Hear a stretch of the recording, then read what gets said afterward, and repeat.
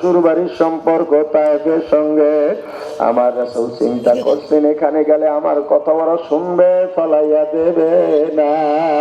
3 দিন মতান্তরে 10 দিন আমার রাসূল বের হন নাই, কোনো দাওয়াতও দেন নাই। 3 দিন পরে আমার রাসূল বের হয়ে ডাক দিলেন, ও তায়েফবাসী আসো আসো,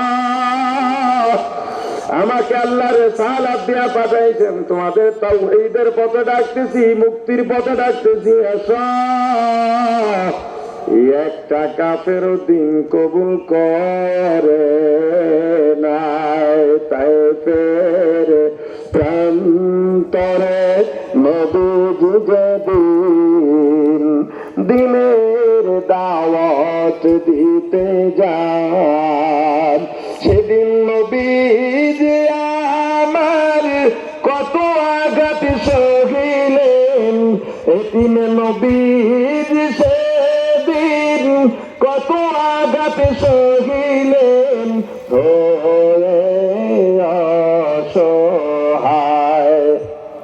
তায়েফের প্রান্তরে নবীজি যেদিন দিনের দাওয়াত দিতে যান, যায় দেখে সাথে নিলেন, 3টি দিন দাওয়াত দিলেন।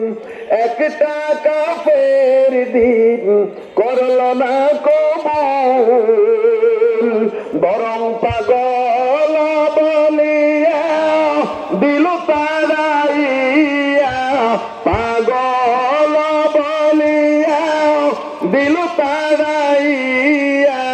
চিনল না ওই দুর্ভাগার দল আল্লাহরই রাসূল, চিনল না ওই দুর্ভাগার দল আল্লাহরই রাসূল।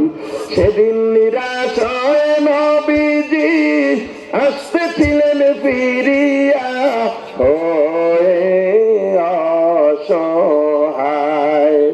তায়েফের প্রান্তরে নবীজি যেদিন দিনের দাওয়াত দিতে যান। ও ভাই, তুমি একটু চক্ষু বন্ধ করে ওই রাসূলের অবস্থাটা একটু দেখার চেষ্টা করো। আমার রাসূল